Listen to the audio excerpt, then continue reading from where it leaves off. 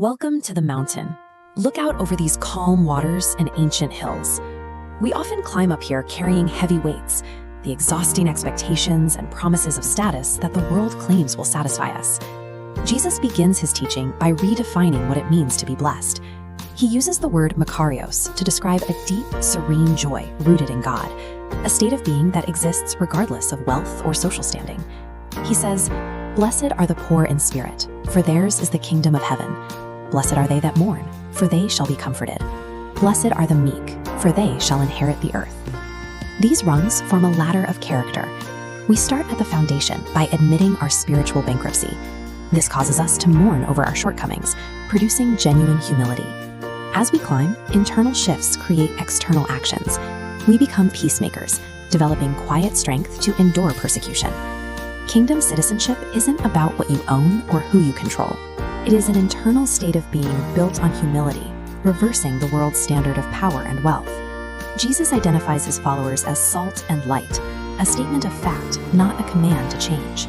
If your heart has been changed by these beatitudes, you already possess these qualities. In the ancient world, salt was primarily a preservative. Disciples act as a preservative to arrest the decay in a deteriorating culture. And like a city perched on a hill, this truth cannot be hidden. You don't light a lamp and shove it under a basket. The light of a changed life must be highly visible, leaving no place for fear. But there is a condition to this visibility. Letting your light shine provides no excuse to parade your own virtue. Disciples live so visible solely to direct the world's attention and glory to the Father.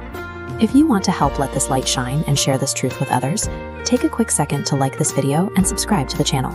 Jesus addresses the obvious tension between his message and the law and the prophets.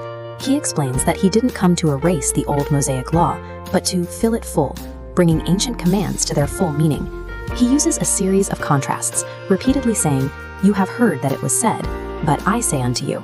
This structure shifts the focus from managing outward behavior to judging inward motivation. Public rituals satisfied the religious elite, but Jesus argues that this outward righteousness falls short of God's requirement for a heart remade at its core. Take the command against murder. Jesus says that harboring intense anger against someone or using contemptuous insults subjects you to the same judgment. Physical violence originates from a hidden murder spirit. He applies the same standard to adultery. The physical act is simply the final result of the quiet lust of the eyes and the imagination of the heart igniting into a flame. He then addresses divorce and the making of oaths.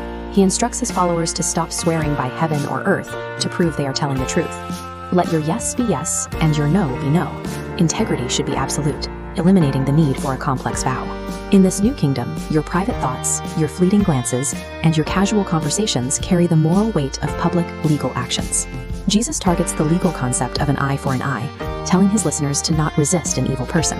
Turning the other cheek and voluntarily carrying a soldier's gear an extra mile represent aggressive acts of kingdom strength, designed to disarm evil through unexpected grace. Finally, he delivers his most radical demand.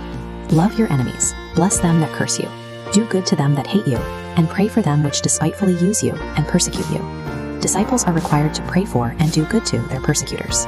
Disciples mirror the Father's character by practicing this indiscriminate generosity, sending life-giving grace to the just and the unjust alike. Loving an enemy marks the boundary between the world's standards and the kingdom's reality, serving as the visible evidence of divine sonship. All of this builds to a climatic command. "Be ye therefore perfect, even as your Father which is in heaven is perfect." This diagram uses the growth of a tree to explain the concept of teleos, reaching a state of spiritual maturity where character becomes complete. Walking in this maturity requires more than human strength. Thank you for joining us on the hillside today. If this perspective helped you, please subscribe to the channel, and let's continue to explore this new way together. The Sermon on the Mount serves as a radical invitation for the Creator to remake the human heart from the inside out.